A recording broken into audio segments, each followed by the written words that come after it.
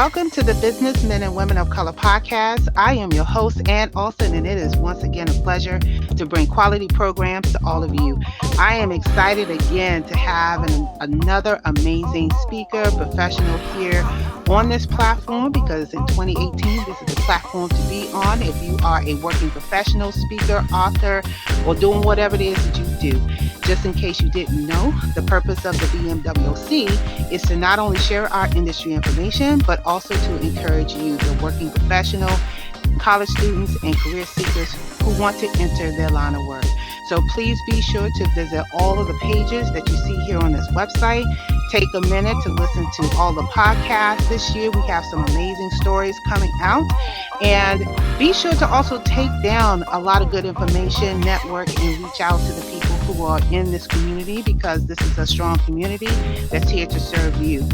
I would also like to take a moment to thank our corporate partners, Cat Serrano LLC, Sherwood Empowers, Concern and Learning, Evangelism Radio, Genesis Preferred Solutions, J Coach International, Nels Tax Help, My Financial Home, Power, STCI, and the Student Teacher, along with our other business affiliates and participants who's making this event a success. So today, as promised, we have another dynamic speaker. I see her all the time, all over social media doing her thing. I think she was on there today doing her thing, doing her live videos, and I have caught a couple of them, and I think that she is very, very dynamic, and I want to introduce to the podcast Altovise Peltzer. She is somebody who has moved from Maryland to Philadelphia. She is a best-selling author, keynote speaker. She's also the founder of the online Your Voice and Reactivate Me communities. She's also a head script writer for Breaking Free International, and she just does so many great things to help motivate women and youth to find their unique voice. She also takes women from abuse situations and help them equip them so they can define, accept, and use their unique voice as a speaker or author. So she helps them to just get to the next level. Her motto is that one size fits all, solutions for helping women who have gone through abuse. There is no one size, and that is her motto. So I would like to welcome Altovise Peltzer to the podcast. Hello, and thank you for having me on the podcast. How are you? I am doing good, girl. I couldn't even get through all your accolades. I'm telling you. I'm over here like, oh, who is she talking about? That sounds like an amazing person. I want to meet her. Right. And you know what? Everybody is amazing. You are amazing. And like I said, I see you all over social media and some of the stuff I check out and some of the stuff I see you in. And I think it's amazing that you are really speaking out and using your voice to help people. So let's start from the beginning. Who is Altovise Peltzer? And, how did you get to where you are right now? So I have to start with laying the foundation that I am an introvert. And so the normal quote unquote ways that people would go into finding their purpose and being in large crowds or going to all these conferences and things of that nature is not really how I found my niche. It hasn't been how I've been able to, build my brand and business. For me, I was molested as a child, but I never said anything. And then in 2009, I found out that my daughters had been molested. And I know that like most of your mouths just dropped open. It was an interesting thing to deal with because at the time I still had not told anyone that I myself had been molested. So imagine trying to help your children, your daughters heal and go through this healing process, and you haven't fully healed yourself. But I understand now that that process that I went through, it was for a purpose because the women that I directly work with have been through abuse. They've been through molestation and rape, and a lot of them, they relate directly to my story. Now, in the beginning of me being an entrepreneur, I said, okay, well, I'm going to go and I'm a VA. I'm behind the scenes person. Never thought that I would be doing live streaming and podcasting and interviews and speaking. Like me, never. Not the introvert. I'd rather be on the couch reading a book, right? But, it was in 2015 that I had an intense conversation about trust with my oldest daughter. And I kind of blurted it out that I had been molested as well. And it was a moment that felt like a lifetime, where my daughter just looked at me and she cried and I cried, and she just held my hand in the moment. And it was later on that she said to me that was her most proud moment of me. Now, mind you, this is after, becoming a certified life coach and publishing books and being on stages. And she said her most proud moment was the moment that I told her that I had been molested as well. And that changed everything. Wow. You know what? My mouth just dropped too. When you said it, I was like, are you serious? And I'm like, okay. All right. I don't even know where to begin. I'm going to tell you. Okay. So, first of all, I am so sorry that that happened to you. And it also happened to your daughter. I know that that was a very difficult thing to have to face, knowing that that had happened. And just listening to your story is still empowering, because you're also talking about how your daughter just really looked up to you, seeing what you are now, and then telling her what you've been through, and just realizing the passion behind why you do what you do. That to me is like the ultimate mentor, that you have somebody that you can relate to, and all that. But not really trying to get into so many details, can you kind of speak on, some of the ways that you were able to overcome a situation like that and still become, somebody who wants to speak on stages and become out of your, get out of your introvert personality? Because I know I'm an introvert too. So I know how hard it is, because you do from your perspective, talk about, how did you go from point A to point B without So losing it? and that's it right there, without losing it, right? Without Yeah, going without crazy, losing. without Exactly. having the huggy jacket, without, being a hermit in my home with nothing but, Kit Kats and Twizzlers. But I found that it was more a thing of me being able to say, wow, if I could make my daughter have that sense of pride and be able to look at me in that way and know that she wasn't alone in what she had went through, then what can I do for other women? And in the conversations that I had been having, literally, I was finding out and hearing women say that they had not told anybody that they had ever been molested. Then they have never shared that they had gone through rape. That some of them had, their families had been ripped apart because of the molestation, because of the abuse. And so they never really talked about it. They never really had that freeing moment. And I said, okay, so it's either I share and I help other women to be able to get that same freeing moment that I was able to have, or I keep quiet and I allow women to die.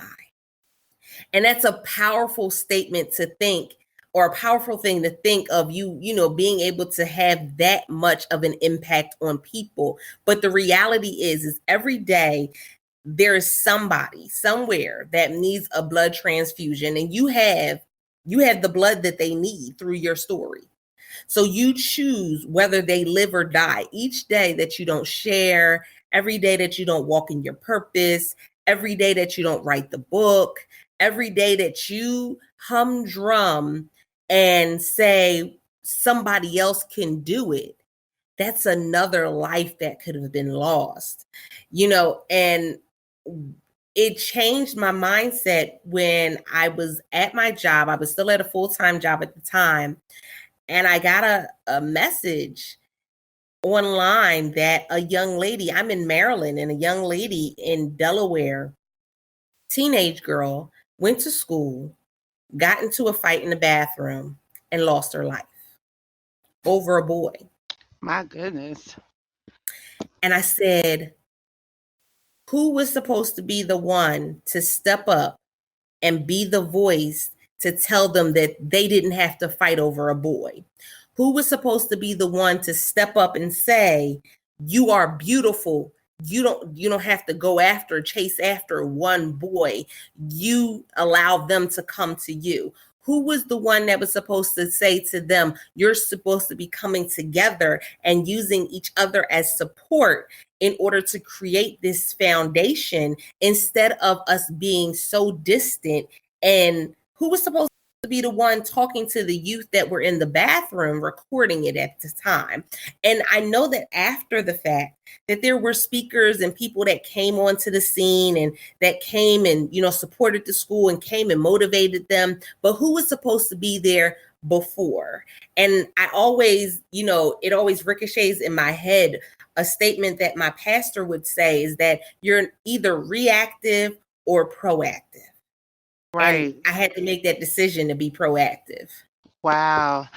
I'm gonna tell you, that's some powerful stuff. You got me sitting over here thinking, okay, I can actually visually see you standing there and speaking to a lot of women about your story and how powerful that is when you're talking about being reactive and who is going to step up. And you know what? A lot of people, and when I say people, I'm talking about women in particular, how we talk about how we want to get out of the situations we're in, and then we talk about how we're going to do it, but then we never really do it, because as you said, we're being more reactive than we are being proactive. And I want to encourage people to start thinking to be more proactive, because that's how we're going to move forward. And you're totally correct in that. You mentioned earlier that you were working at another place, so what kind of profession were you doing before you became a speaker? So I have been speaking for some time. I did a little bit of work with youth at my church, and I was doing little things here and there. But again, as the introvert, I never wanted to be in the forefront. I was always that pusher for everyone else. And so I was in retail management. I have over 20 years, I believe now, of management and customer service and retail experience. So I felt like that was always my place. I was always that helper that, I that's what I loved. I didn't always love the people that came in. Let's be honest. Let's be real. you definitely, it's interesting. I know. Some interesting dynamics, but I loved helping people. And I felt like that was, me. But it was interesting because I didn't feel it the same way anymore. There was something missing. I felt drained by the time when I got home, I was drained. I couldn't do things with my children. I couldn't, be the support that I needed to be for them. And so I started on this journey of saying, okay, what is it that I really need to be doing? Where is it that I really need to be? And I was literally at work, and I had a woman come in, and I can tell that she was a little distraught. And I said, wow, I don't know what's going on with this woman, but, let me, go and make sure she's okay. And she immediately started talking to me about how she had just witnessed her best friend be abused by her boyfriend, and that she had driven the best friend to the hospital. And now she was at a crossroads because she felt like the best friend was not going to tell the police who did it, that she was going to cover up for the boyfriend. And she said, do I say something or do I not say something? And I said, wow. Two things stood out for me in that moment. For one, this woman did not know me from a can of paint, but she felt comfortable enough in just meeting me to share what she was going through. And it started making me look back and think back on all of the people that have just showed up and started talking to me. I could be on a bus somewhere, on a plane. People would just have random conversations with me and tell me everything and anything. And I said, wow, that's something that I never really looked at as an asset, but it is. And then the second part was, this woman is really at a crossroads. Because if you step up to be that support for someone else, you never know how that's going to be taken. You never know if you're going to put your life in danger. You never know if someone's going to come after you or badmouth you, or if people are going to believe you. And I said, her speaking up to me and me listening and giving advice showed her that I believed her. A lot of women that have gone through abuse, the reason why they have not spoken up is because they feel no one will believe them. It's their word against the perpetrator's word. Right. It's always been like that for years and years and years. But in your experience, and I'm sorry to interrupt you because it sounded so good, so I didn't want to interrupt you. But I always have this question, when, like you said earlier, are we going to turn the table and now speak up and continue to speak up? I know there's some women who do and they don't get that far, but there has to be a cutoff point, and that's why I really applauded a lot of the women that finally came out and said something. I wish they had said something sooner, but it has to be this thing where we have to just cut it off and just say, I'm not tolerating this anymore. I want this to stop. I want people to know what this person has done to me. When do we get to that point that women will finally step up? I think we have to get to a point where we understand that the long-term effects outweigh the short-term gratification. Mm. Something that we've been taught is that people are supposed to pull themselves up by their own bootstrap. You're supposed to get over it. You're supposed to move on with life. When people go through abuse, that is not the case. Abuse is not something where you go to bed and when you wake up, you are whole or you are fixed or you are better. There are things that happen with emotionally, mentally, physically, spiritually. There are things that transpire, there are things that go on when you are abused. There are those who have low self-esteem.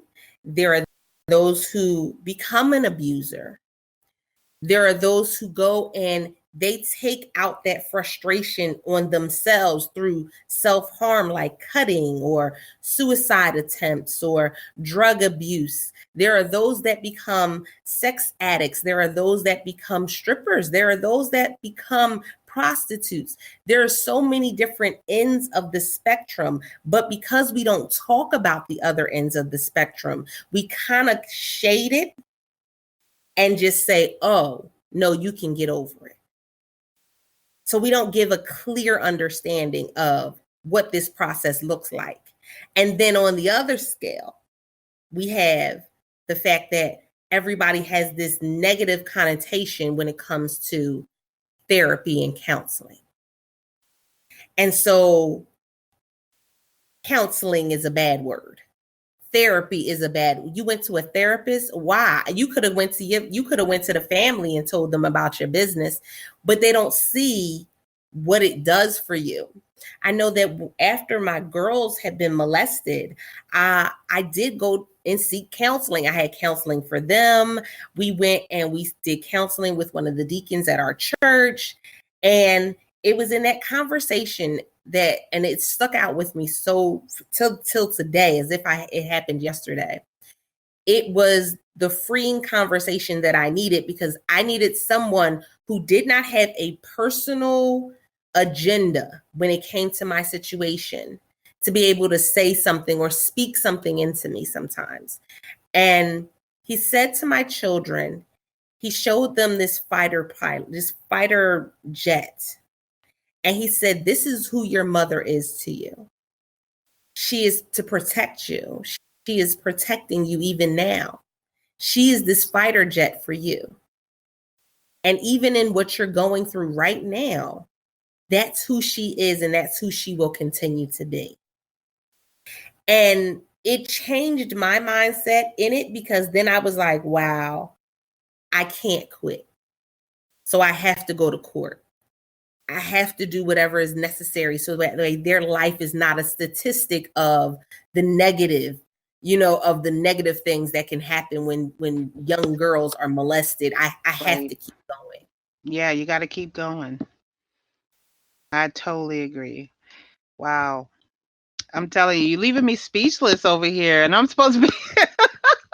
You're leaving me speechless. You really are. I'm telling you, because as I'm listening to you talk, I mean, some people who have heard my podcast last year heard, they got little mentions where I had mentioned my struggles with abuse in a different way. Okay.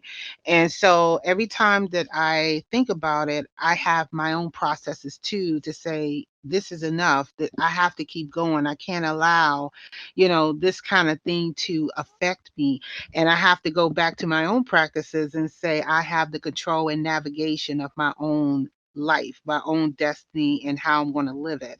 And I think that as like people like yourself and other women who I know that is out there, if we just continue to exude this, this empowerment behavior and get people to see whatever it is that they need for themselves, I think that that would be fantastic. And that's why I do what I do here, not just for the profession, but just sharing your story in general, because there is somebody out there who really needs to hear what you're saying right now, and how you're able to kind of just say, I got to keep going. I have to do what's right for me and my daughter, and things like that. And you definitely have done it.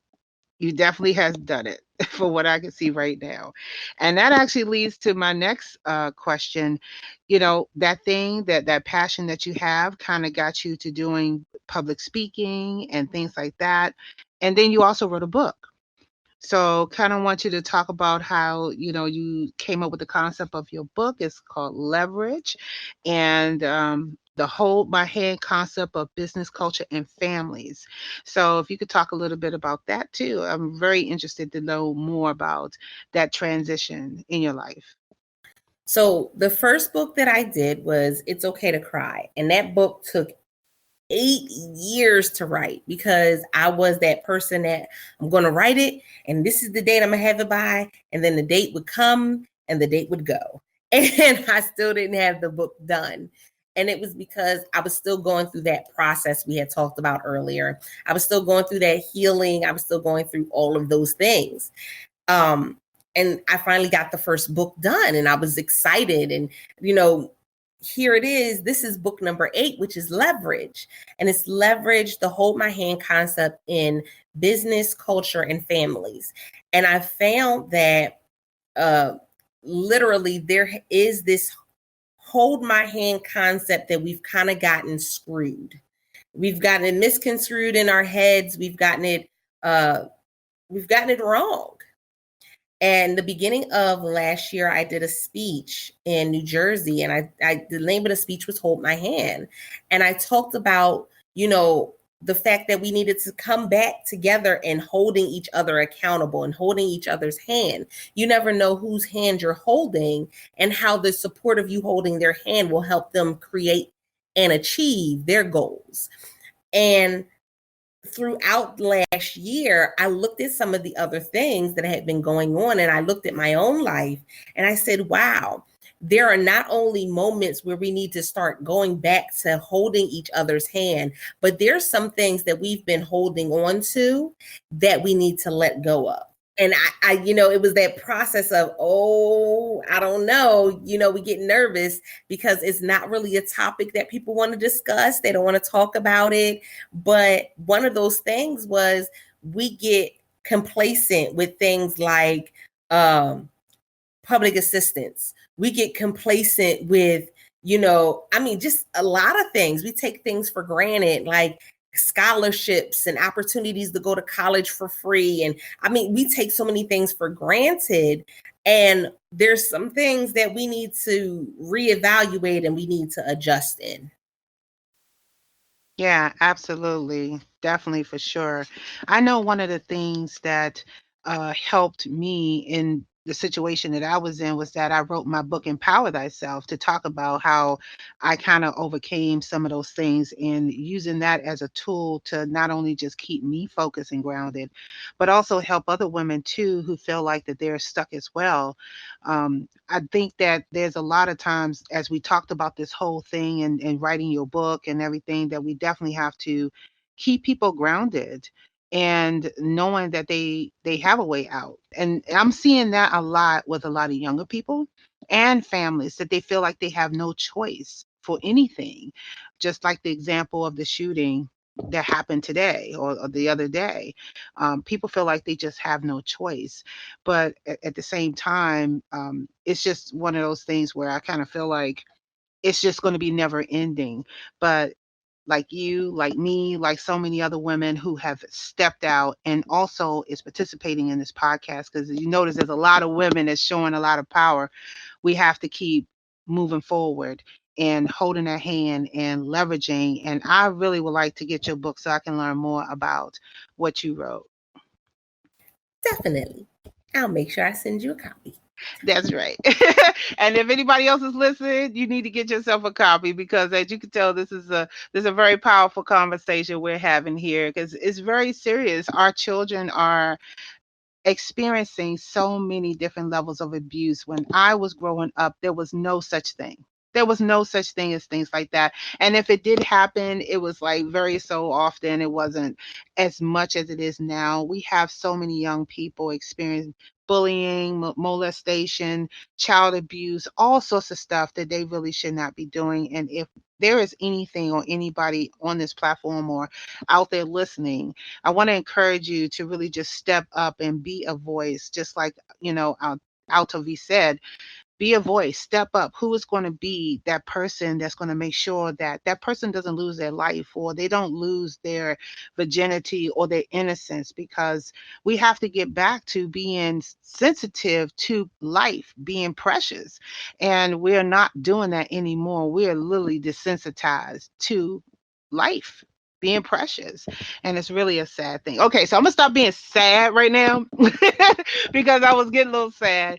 So is there anything that you want to talk about in terms of like your speaking or anything that you want people to know about the services that you provide that you feel will be helpful in this space right now for those who are listening?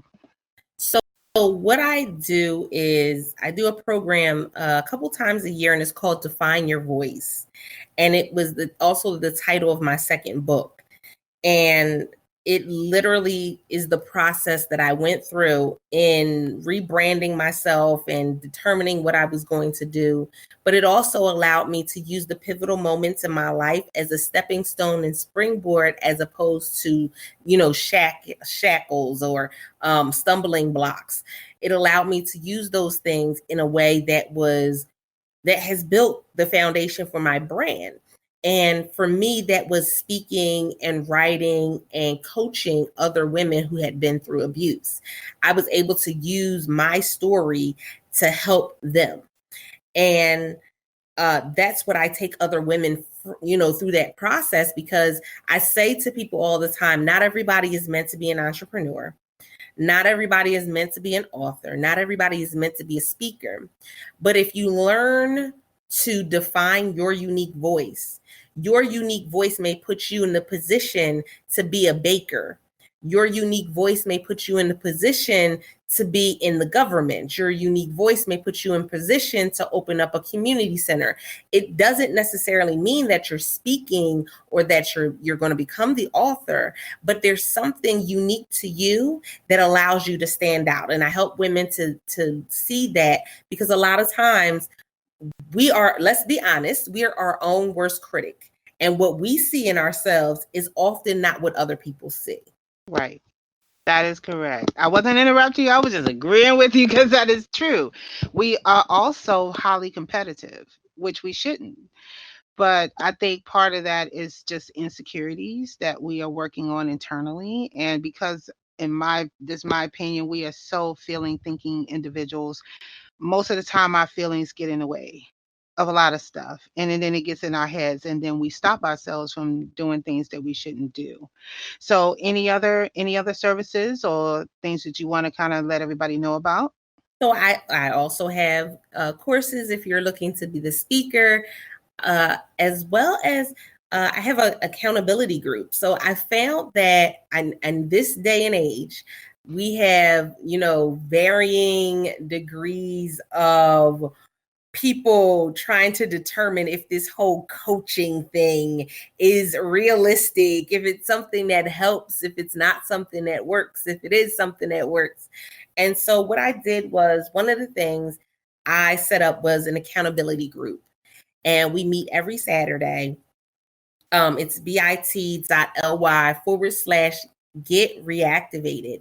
And we meet every Saturday just to talk about what goals you have done last week, what goals you need to do for the next week, and literally how you're going to do that. It's a community, that's the other thing. Because I'm an introvert, I do small groups.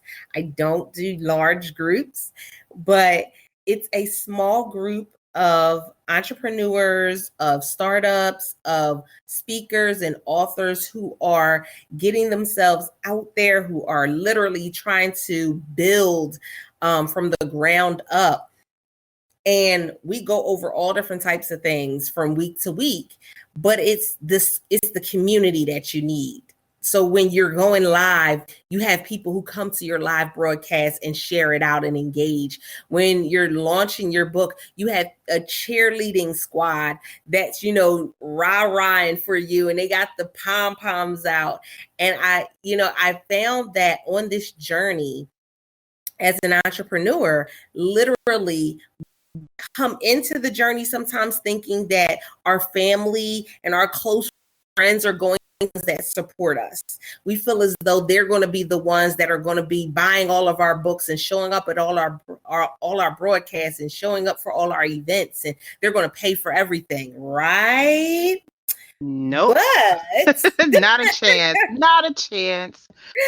But it doesn't work out that way. Nope. And so that was one of the reasons why I created the Reactivate toolkit, called the Reactivate Me Community, is because you need those people on the sidelines. That's your cheerleaders. Because when you have to think about it, when you're in a race, the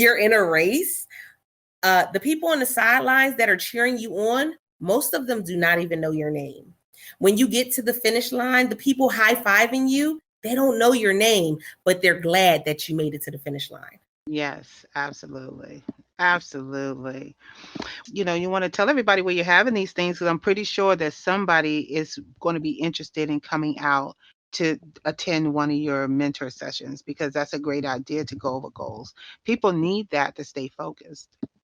Definitely. So the Reactivate group is a virtual community. So you can be anywhere in the US, anywhere in the world, and join us. You would just go to that link, the bit.ly/get reactivated. All of my webinars and things, you can go right to the store, and that's bit.ly/speak loud.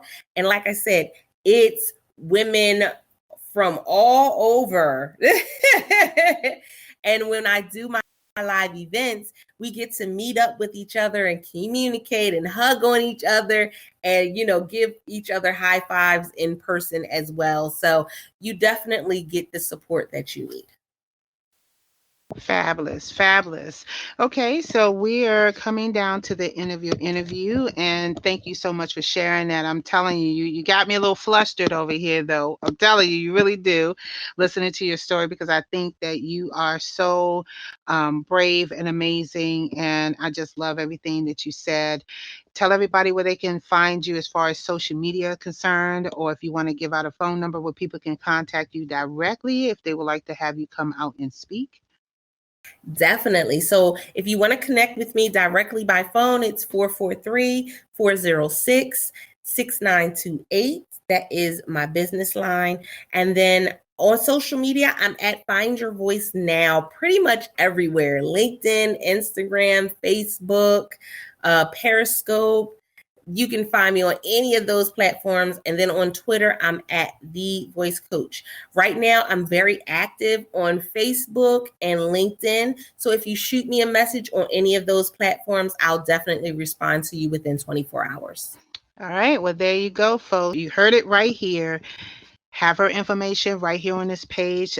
All the links that she just said in this interview is going to be on her page below. So please reach out to her and connect with her, attend one of her groups, go to one of her events, purchase her book. And if you know anyone that could use some of the service and empowering words that she has to offer, please reach out, because that is another way that we can step up. So with that, Altovise, I would like to thank you for being on the podcast and sharing your story. I want to thank you so much for supporting this platform and continuing to be part of the movement. I appreciate it, and thank you so much for having me.